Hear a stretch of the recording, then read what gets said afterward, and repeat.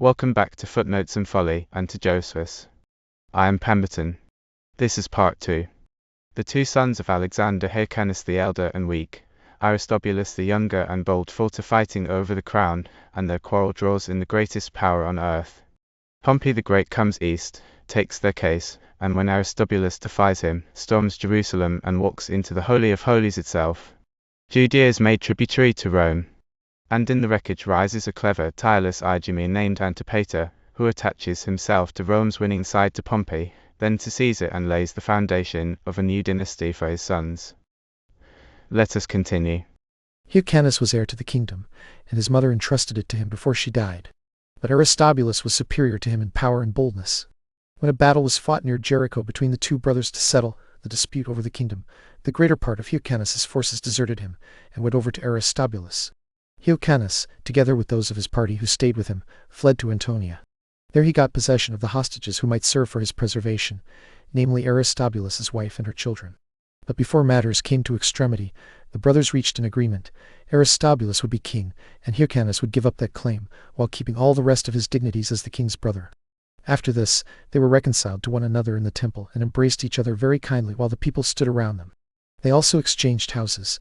Aristobulus went to the royal palace, and Hyrcanus retired to the house of Aristobulus. Those who had been at odds with Aristobulus were afraid when he obtained the government so unexpectedly. This especially concerned Antipater, whom Aristobulus had long hated. Antipater was an Idumean by birth and one of the principal men of that nation, because of his ancestors, his wealth, and the other authority that belonged to him. He persuaded Hyrcanus to flee to Aretas, the king of Arabia, and to claim the kingdom. He also persuaded Aretas to receive Hyrcanus and bring him back to his kingdom. Antipater spoke many reproaches against Aristobulus's character, gave great praise to Hyrcanus, and urged Aretas to receive him. He told Aretas how fitting it would be for a ruler of so great a kingdom to assist those who had been wronged. He argued that Hyrcanus had been treated unjustly, since he had been deprived of the dominion that belonged to him by the privilege of birth. After Antipater had prepared both Hyrcanus and Aretas to do what he wanted, he took Hyrcanus by night and fled from the city. Continuing his flight with great speed, he escaped to the place called Petra, the royal seat of the king of Arabia, where he placed Hyrcanus in Aretas's hands. By speaking much with Aretas and winning him over with many presents, Antipater persuaded him to give Hyrcanus an army that might restore him to his kingdom. This army consisted of 50,000 footmen and horsemen. Aristobulus was not able to resist it, but was deserted at the first attack and driven to Jerusalem. He would have been taken by force at once if Scaurus, the Roman general, had not arrived and intervened at the right time, raising the siege. Scaurus had been sent into Syria from Armenia by Pompey the Great when Pompey was fighting against Tigranes. Scaurus came to Damascus, which had lately been taken by Metellus and Lollius, and made them leave the place. When he heard how affairs stood in Judea, he hurried there as to a certain prize. As soon as Scaurus came into the country, ambassadors arrived from both brothers, each asking for his assistance. But Aristobulus's 300 talents carried more weight with him than the justice of the cause. After Scaurus received this sum, he sent a herald to Hyrcanus and the Arabians, threatening them with the anger of the Romans and of Pompey unless they lifted the siege. Aretas was terrified and withdrew from Judea to Philadelphia, while Scaurus returned to Damascus. Aristobulus was not satisfied merely to have escaped from his brother's hands. He gathered all his forces together, pursued his enemies, fought them at a place called Papyron, and killed about 6,000 of them, including Phasaelus, the brother of Antipater. When Hyrcanus and Antipater were thus deprived of the hopes they had placed in the Arabians, they transferred those hopes to their opponents. Since Pompey had passed through Syria and come to Damascus, they fled to him for help. Without offering bribes, they made the same fair pleas they had made to Aretas, and begged Pompey to hate the violent behavior of Aristobulus and to give the kingdom to the man to whom it justly belonged, both because of his good character and because he was older. Aristobulus, however, did not neglect his own interests in this matter, relying on the bribes Scaurus had received. He also came there himself, and adorned himself in the most royal manner he could. But he soon thought it beneath him to come in such a servile way, and he could not endure to pursue his own ends by a method so much more abject than he was used to. So he departed from Diospolis. Pompey was greatly indignant at this behavior, and Hyrcanus and his friends also made strong appeals to him. Therefore Pompey took not only his Roman forces, but also many of his Syrian auxiliaries and marched against Aristobulus. He passed by Pella and Scythopolis and came to Caria, where a person enters the country of Judea when going up through the Mediterranean parts. There he heard that Aristobulus had fled to Alexandrium, a stronghold fortified with the utmost magnificence and situated on a high mountain. Pompey sent to him and ordered him to come down. Aristobulus was inclined to try his fortune in battle rather than obey so imperious a summons. However, he saw that the multitude was in great fear, and his friends urged him to consider the power of the Romans and how irresistible it was. So he followed their advice and came down to Pompey. After making a long defense of himself and of the justice of his cause in taking the government, he returned to the fortress. When his brother again invited him to plead his cause, Aristobulus came down, spoke about the justice of it, and then went away without any hindrance from Pompey. Thus he was between hope and fear. When he came down, it was to persuade Pompey to allow him the whole government, and when he went back up to the citadel, it was so that he would not appear to humble himself too much. Nevertheless, Pompey ordered him to give up his fortified places and forced him to write to each of their governors, commanding them to surrender them. They had been ordered to obey no letters except those written in Aristobulus's own hand. Accordingly, he did what he was ordered to do. But he was still indignant at what had happened, and he withdrew to Jerusalem and prepared to fight Pompey. Pompey did not give Aristobulus time to make any preparations for a siege, but followed closely after him. He was also compelled to hurry in his attempt because he learned near Jericho of the death of Mithridates. This is the most fruitful country of Judea. It produces a vast number of palm trees, besides the balsam tree. The sprouts of the balsam are cut with sharp stones, and at the incisions people gather the juice, which drops down like tears. Pompey pitched his camp there for one night, and the next morning he hastened away to Jerusalem. But Aristobulus was so frightened by his approach that he came and met him as a suppliant. He promised Pompey money and promised that he would deliver both himself and the city into Pompey's control, and by this he softened Pompey's anger. Yet he did not perform any of the conditions he had agreed to, for Aristobulus's party would not even admit Gabinius into the city, when he was sent to receive the money Aristobulus had promised. Pompey was very angry at this treatment and took Aristobulus into custody. When he came to the city, he looked around for the place where he might attack. He saw that the walls were so strong that it would be hard to overcome them, that the valley before the walls was formidable, and that the temple, which lay within that valley, was itself surrounded by a very strong wall. Therefore, even if the city were taken, the temple would become a second refuge for the enemy to withdraw into. While Pompey spent a long time deliberating over this matter, a sedition arose among the people inside the city. Aristobulus's party wanted to fight and set their king free, while Hyrcanus's party wanted to open the gates to Pompey. The fear the people felt made Hyrcanus's party very numerous, when they saw the excellent order of the Roman soldiers. So Aristobulus's party was defeated and withdrew into the temple. They broke down the bridge that joined the temple to the city, cutting off communication between them, and prepared to resist to the utmost. But the others received the Romans into the city and delivered the palace to Pompey. Pompey then sent Piso, one of his chief officers, into that palace with an army. Piso distributed a garrison around the city, because he could not persuade any of those who had fled to the temple to come to terms. He then arranged everything around them in whatever way would help the attacks, since Hyrcanus's party was very ready to provide both advice and assistance. Pompey himself filled up the ditch on the north side of the temple, and the whole valley as well, with the army itself forced to carry the materials for this purpose. It was truly a hard thing to fill that valley because of its immense depth, especially since the Jews used every possible means to repel the Romans from their higher position. The Romans would not have succeeded in their efforts if Pompey had not taken notice of the 7th days, on which the Jews abstained from every kind of work for religious reasons. On those days he raised his bank but kept his soldiers from fighting, for the Jews acted only defensively on Sabbath days. As soon as Pompey had filled the valley, he raised high towers on the bank and brought close to the wall the engines they had fetched from Tyre, trying to batter it down. The stone slingers beat off those who stood above them and drove them away. Yet the towers on this side of the city made very great resistance, and they were extraordinary in both size and magnificence. It was here, amid the many hardships the Romans endured, that Pompey could not help admiring not only the other examples of Jewish courage, but especially the fact that they did not interrupt their religious services at all, even while they were surrounded by darts on every side. As if the city were in perfect peace, their daily sacrifices, purifications, and every branch of their religious worship were still performed to God with the greatest exactness. Even when the temple was actually taken, and they were being killed every day around the altar, they did not abandon the acts of divine worship appointed by their law. It was in the 3rd month of the siege before the Romans, even with great difficulty, could overthrow one of the towers and enter the temple. The first man to dare to get over the wall was Faustus Cornelius, the son of Sylla. Next after him came 2 centurions, Furius and Fabius. Each of these was followed by his own cohort, and they surrounded the Jews on every side and killed them, some as they ran for shelter to the temple and others as they fought for a while in their own defense. Many of the priests, even when they saw their enemies attacking them with swords in their hands, went on with their divine worship without disturbance. They were killed while offering their drink offerings and burning their incense, preferring the duties of worship to God over their own preservation. The greatest part of them were killed by their own countrymen of the opposing faction, and an innumerable multitude threw themselves down from precipices. Some, driven mad by the insuperable difficulties they faced, set fire to the buildings near the wall and were burned together with them. 12,000 Jews were killed, while very few Romans were killed, though a larger number were wounded. But in all the calamities they were suffering, nothing affected the nation so much as the fact that their holy place, which until then had been seen by no one, was open to strangers. Pompey and those around him went into the temple itself, where it was not lawful for anyone but the high priest to enter, and saw what was stored there: the candlestick with its lamps, the table, the pouring vessels, and the censers, all made entirely of gold, as well as a great quantity of spices piled together in 2,000 talents of sacred money. Yet Pompey did not touch that money or anything else stored there. Instead, on the very next day after he had taken the temple, he commanded the ministers of the temple to cleanse it and perform their accustomed sacrifices.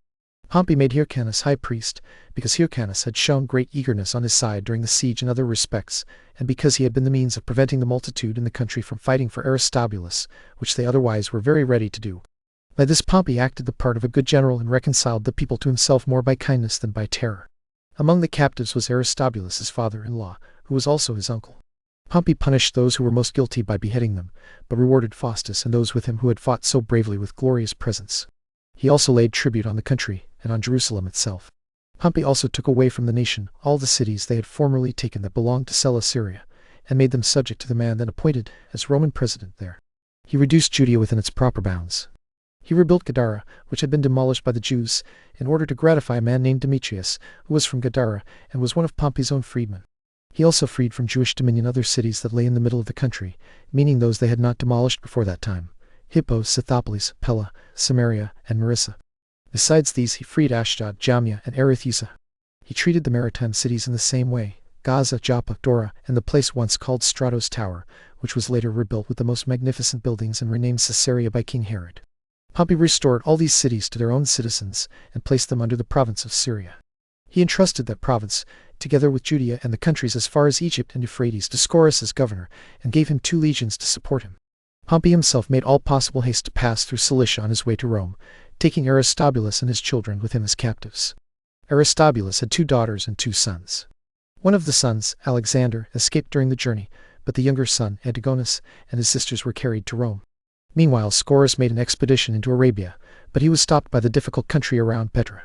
Still he laid waste the country around Pella, though even there he suffered great hardship, because his army was afflicted by famine.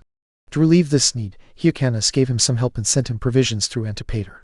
Scaurus also sent Antipater to Aretas, since Antipater knew him well, to persuade him to pay money and buy peace. The king of Arabia accepted the proposal, and gave Scaurus 300 talents. After that Scaurus withdrew his army from Arabia. As for Alexander, the son of Aristobulus, who had escaped from Pompey, after some time he gathered a considerable band of men. He pressed heavily upon Hyrcanus, overran Judea, and seemed likely to overthrow him quickly. Indeed, he would have come to Jerusalem and attempted to rebuild the wall that Pompey had thrown down, if Gabinius, who had been sent into Syria as Scaurus' successor, had not shown his bravery in this matter, as he did in many others, by making an expedition against Alexander. Since Alexander feared that Gabinius would attack him, he gathered a large army composed of 10,000 armed foot soldiers and 1,500 horsemen. He also built walls around suitable places: Alexandrium, Hyrcanium, and Machaerus, which lay on the mountains of Arabia. Gabinius sent Marcus Antonius ahead of him, and then followed with his whole army. A select body of soldiers around Antipater, and another body of Jews under Malchus and Pitholaus, joined the captains with Marcus Antonius and met Alexander. Soon afterward Gabinius came up with the main army. Since Alexander could not withstand the charge of the enemy forces once they were joined together, he withdrew. But when he came near Jerusalem, he was forced to fight and lost 6,000 men in the battle. 3,000 fell dead, and 3,000 were taken alive. He fled with the remainder to Alexandrium. When Gabinius came to Alexandrium and found many men encamped there, he tried to induce them to come over to him before it came to a fight, promising pardon for their former offenses. But when they would listen to no terms of accommodation, he killed a great number of them and shut up many more in the citadel. Marcus Antonius, their leader, distinguished himself in this battle. Though he always showed great courage, he never showed it more than now. Gabinius left forces to take the citadel, and went away himself. He settled the cities that had not been demolished and rebuilt those that had been destroyed. Accordingly, by his commands, the following cities were restored: Scythopolis, Samaria, Anthedon, Apollonia, Jamnia, Rhephia, Mariassa, Adorius, Gamala, Ashdod, and many others. Great numbers of men readily ran to each of them, and became their inhabitants. After Gabinius had taken care of these cities, he returned to Alexandrium and pressed the siege. So Alexander, despairing of ever obtaining the government, sent ambassadors to him and begged him to forgive the offense he had committed. He gave up to him the remaining fortresses, Hyrcanium and Machaerus, just as he afterward placed Alexandrium in his hands. Gabinius demolished all of them at the persuasion of Alexander's mother, so that they would not become shelters for men in a second war. She was there at the time in order to soften Gabinius, because she was concerned for her relations who were captives at Rome, namely her husband and her other children. After this, Gabinius brought Hyrcanus to Jerusalem and committed the care of the temple to him, but he ordained that the rest of the political government should be an aristocracy. He also divided the whole nation into 5 conventions, assigning one portion to Jerusalem, another to Gadara, another to Amathus, a fourth to Jericho, and the 5th to Sepphoris, a city of Galilee. The people were glad to be freed in this way from monarchical government, and from then on they were governed by an aristocracy. Yet Aristobulus provided another foundation for new disturbances. He fled from Rome and again gathered many Jews who wanted change, and who had been attached to him in former times. When he first took Alexandrium, he tried to build a wall around it. But as soon as Gabinius sent an army against him under Siscuria, Antonius, and Servilius, Aristobulus became aware of it and retreated to Machaerus. He dismissed the useless multitude and marched only with those who were armed, numbering 8,000. Among them was Phasaelus, who had been lieutenant at Jerusalem, but deserted to Aristobulus with 1,000 of his men. The Romans followed him, and when battle came, Aristobulus's party fought courageously for a long time. At length they were overpowered by the Romans. 5,000 of them fell dead, about 2,000 fled to a certain small hill, and the 1,000 who remained with Aristobulus broke through the Roman army and marched together to Machaerus. When the king spent the first night among its ruins, he hoped to raise another army if the war would only pause for a while. Accordingly, he fortified that stronghold, though poorly. But the Romans fell upon him. He resisted, even beyond his ability, for 2 days, and then he was captured and brought as a prisoner to Gabinius, together with his son Antigonus, who had escaped from Rome with him. From Gabinius he was carried back to Rome. Therefore the Senate put him under confinement, but returned his children to Judea, because Gabinius wrote to them that he had promised Aristobulus his mother to do this in return for her surrendering the fortresses to him. When Gabinius was marching to war against the Parthians, he was hindered by Ptolemy, whom he brought back into Egypt after returning from Euphrates. He used Hyrcanus and Antipater to provide everything necessary for this expedition, for Antipater supplied him with money, weapons, grain, and auxiliaries. Antipater also persuaded the Jews who were there and guarded the approaches at Pelusium to let them pass. But during Gabinius's absence, the rest of Syria was in motion, and Alexander, the son of Aristobulus, again brought the Jews to revolt. He gathered a very large army and set about killing all the Romans in the country. At this, Gabinius was afraid, for he had already come back from Egypt and had been forced to return quickly because of these disturbances. He sent Antipater, who persuaded some of the rebels to be quiet. Still 30,000 remained with Alexander, who himself was eager to fight. Accordingly, Gabinius went out to battle, and the Jews met him. The battle was fought near Mount Tabor. 10,000 Jews were killed, and the rest of the multitude scattered and fled. Gabinius then came to Jerusalem and settled the government as Antipater wished. From there he marched, fought the Nabateans, and defeated them. As for Mithridates and Orsanes, who had fled from Parthon, he sent them away privately, but told the soldiers publicly that they had run away. In the meantime, Crassus came as successor to Gabinius in Syria. He took away all the rest of the gold belonging to the temple of Jerusalem in order to equip himself for his expedition against the Parthians. He also took away the 2,000 talents that Pompey had not touched. But after he crossed the Euphrates he perished, together with his army. This is not the proper time to speak more fully about those affairs. After Crassus, Cassius put a stop to the Parthians, who were marching to enter Syria.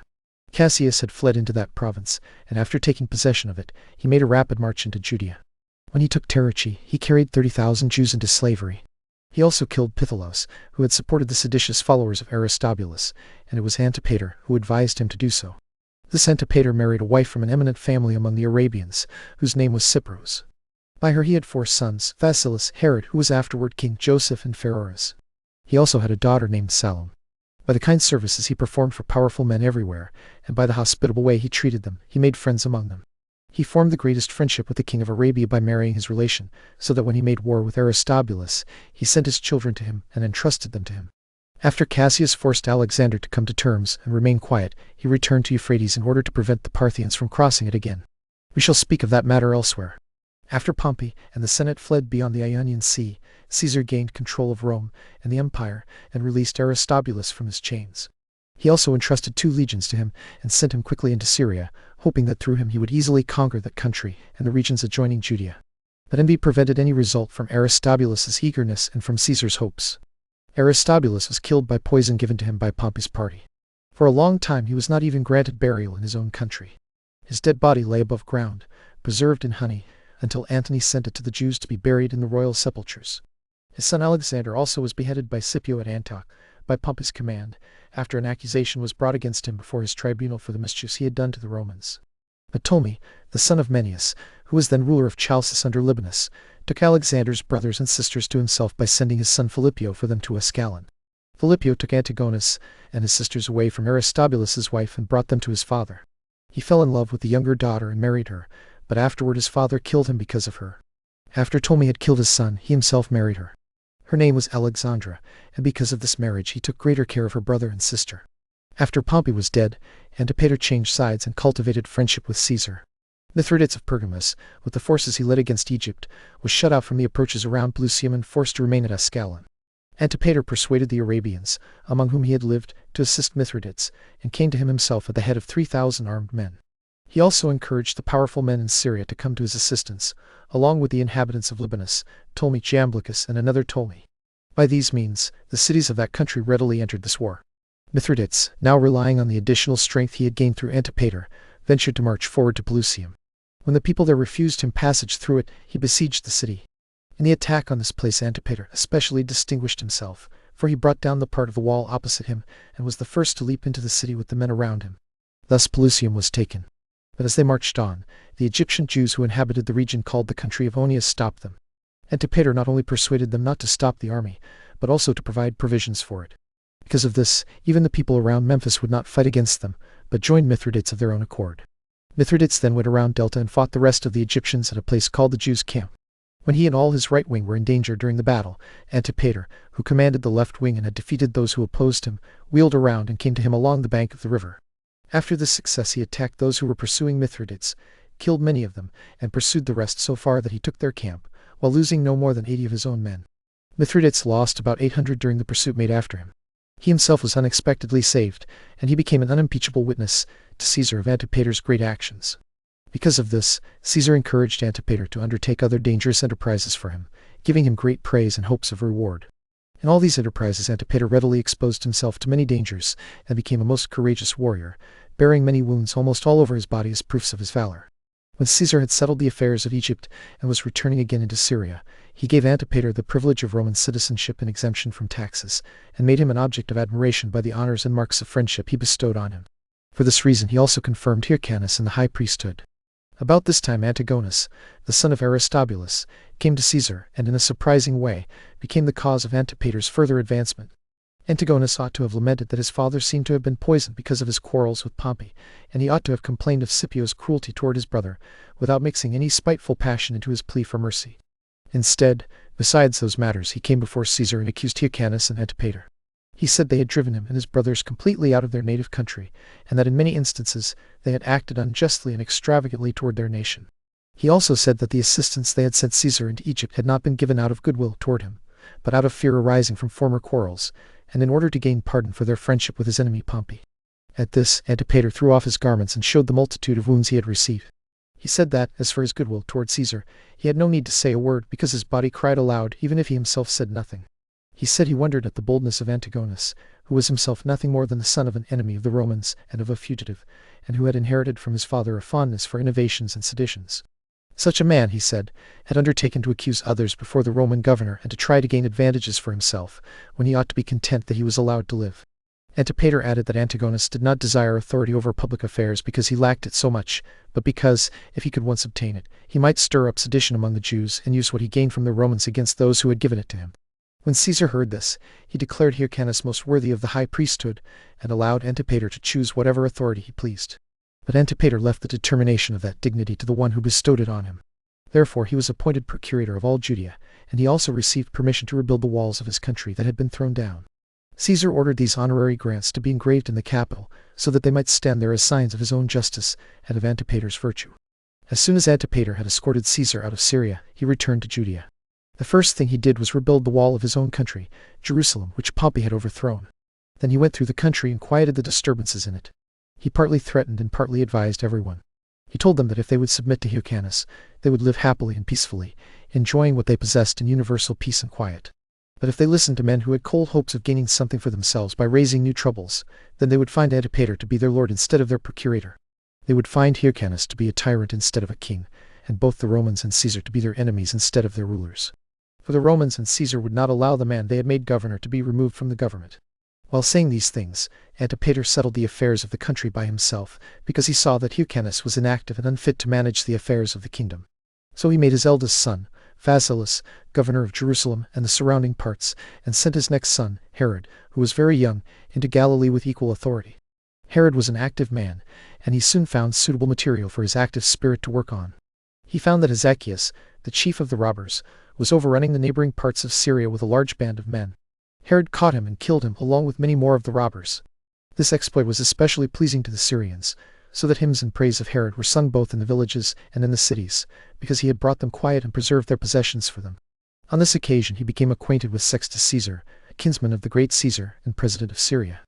A proper rivalry with Herod's glorious actions also stirred Phasaelus to imitate him.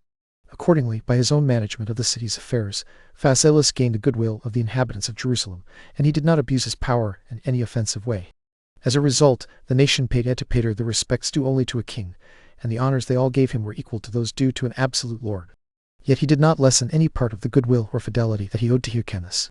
Still, in such prosperity, Antipater found it impossible to escape envy. The glory of these young men already affected even Hyrcanus himself privately, though he said nothing of it to anyone. What grieved him most was the great success of Herod, and the many messengers who came one after another to tell him of the great reputation Herod gained in all his undertakings. There were also many people in the royal palace itself who inflamed Hyrcanus's envy of him, namely those whose designs had been obstructed by the prudence of either the young men or Antipater. These men said that by entrusting public affairs to the management of Antipater and his sons, Hyrcanus had sat down with nothing but the bare name of king, without any of its authority. They asked how long he would so far misunderstand himself as to raise up kings against his own interest. They said Antipater and his sons no longer concealed their government of affairs, but were plainly lords of the nation, and had pushed Hyrcanus out of his authority. This, they said, was shown by the fact that Herod had killed so many men without any command from Hyrcanus, either by spoken word or by letter, and contrary to the law of the Jews. Therefore, if Herod was not a king but a private man, he ought to come to trial and answer to Hyrcanus and to the laws of his country, which do not permit anyone to be killed until he has been condemned in judgment. Hyrcanus was gradually inflamed by these speeches, until at last he could bear it no longer and summoned Herod to stand trial. Accordingly, by his father's advice, and as soon as the affairs of Galilee allowed him, Herod came up to Jerusalem, after first placing garrisons in Galilee. However, he came with a sufficient body of soldiers, enough that he would not appear to have an army capable of overthrowing Hyrcanus's government, but not so few as to expose him to the insults of those who envied him. Sextus Caesar, however, feared for the young man, lest he be seized by his enemies and brought to punishment. So he sent men to expressly warn Hyrcanus that he should acquit Herod of the capital charge against him.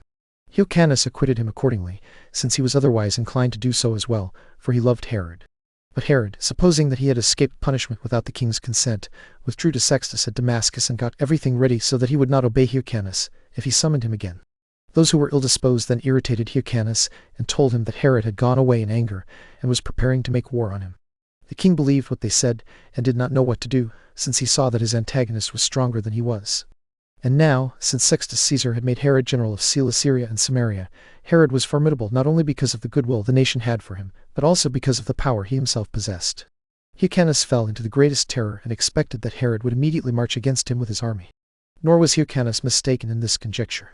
Herod gathered his army because of the anger he felt toward Hyrcanus for threatening him with accusation in a public court, and he led it to Jerusalem in order to throw Hyrcanus down from his kingdom.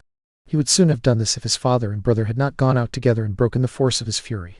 They urged him to carry his revenge no farther than threats and fright, and to spare the king under whom he had been advanced to such a degree of power.